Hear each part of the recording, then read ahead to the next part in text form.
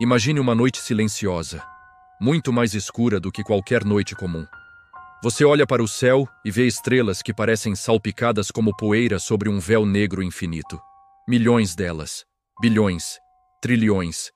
Cada ponto brilhante pode ser um sol, e ao redor de cada sol podem existir planetas, mundos, ecossistemas, civilizações inteiras.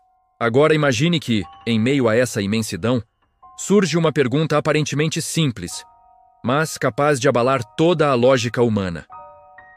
Se o universo é tão grande e tão cheio de estrelas, onde estão todos os alienígenas? Essa pergunta, feita pelo físico Enrico Fermi em meados do século XX, tornou-se uma das maiores inquietações da ciência moderna. Ela é tão forte que se transformou num paradoxo. Porque, ao mesmo tempo em que tudo indica que não estamos sozinhos, o silêncio absoluto do cosmos grita na direção contrária. Não faz o menor sentido. E é exatamente isso que torna o paradoxo de Fermi tão perturbador. Pense no tamanho do universo. Existem mais de 200 bilhões de estrelas só na nossa galáxia, a Via Láctea. E estima-se que existam mais de 2 trilhões de galáxias no universo observável. Se apenas uma fração mínima dessas estrelas tiver planetas, e se apenas uma fração minúscula desses planetas puder sustentar vida, e se apenas uma fração ínfima dessa vida evoluir inteligência, ainda assim, deveriam existir milhões de civilizações. E, no entanto, silêncio. Nenhum sinal. Nenhuma transmissão. Nenhum contato. Nenhum vestígio claro.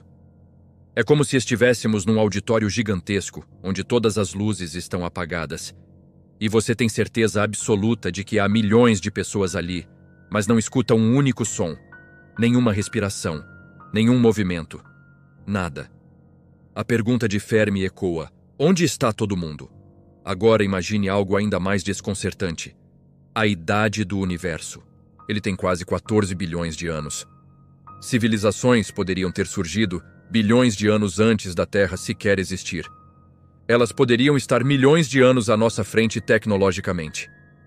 Tempo suficiente para colonizar estrelas, galáxias inteiras, deixar rastros, construir estruturas gigantescas, enviar sondas, espalhar sinais por toda parte. Mas nós não vemos nada.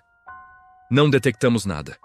Nem um ruído, nem um vestígio, nem uma pegada cósmica. É como se o universo estivesse completamente vazio. Ou completamente escondido. E aqui o paradoxo começa a se dobrar sobre si mesmo. Se é tão fácil imaginar vida lá fora, por que não há sinais dela? Será que estamos realmente sozinhos?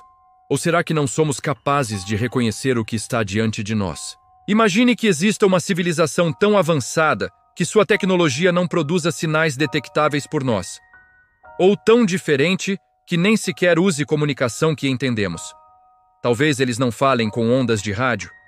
Talvez usem métodos que nem conseguimos conceber, como comunicação quântica ou a manipulação do próprio espaço-tempo. Ou pior ainda, talvez eles estejam nos vendo e optaram pelo silêncio. Agora imagine uma outra hipótese, sombria, que muitos cientistas temem admitir. Talvez exista uma barreira no universo. Uma barreira invisível que impede civilizações de progredir além de certo ponto. Algo chamado de o Grande Filtro.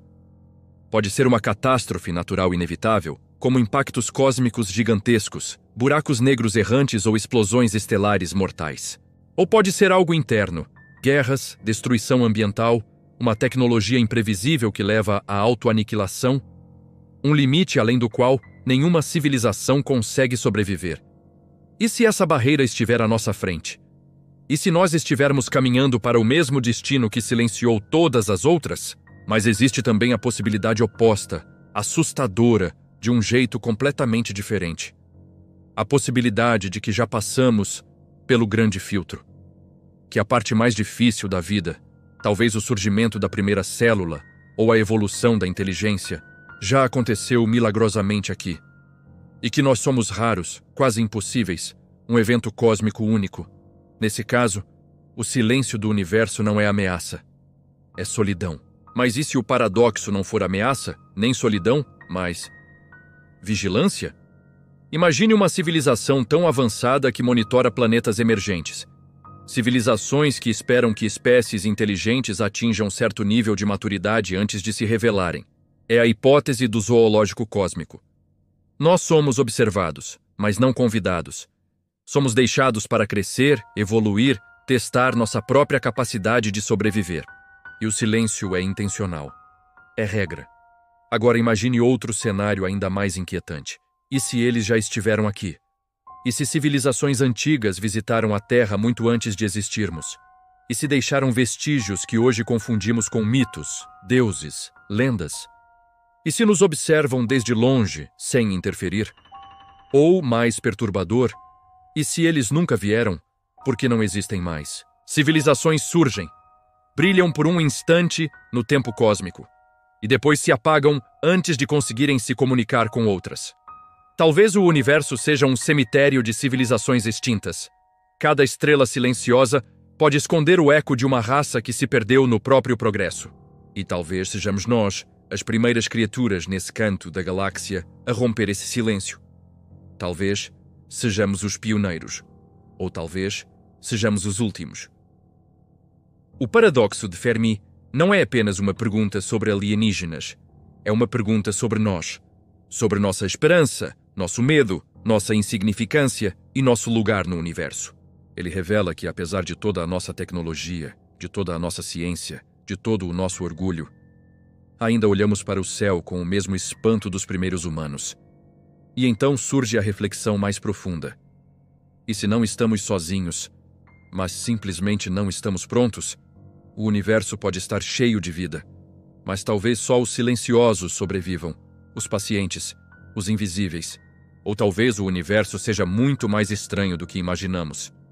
Silencioso, não porque está vazio, mas porque a vida lá fora é tão diferente que nós nem saberíamos reconhecê-la. E assim, enquanto você olha para o céu, cheio de estrelas cuja luz viajou por eras para chegar até nós, a pergunta continua ecoando, tão misteriosa quanto o próprio cosmos. Se o universo é tão grande e nós somos tão pequenos, então onde está todo mundo? O que você acha? Deixe sua teoria nos comentários. Obrigado por assistir e até a próxima.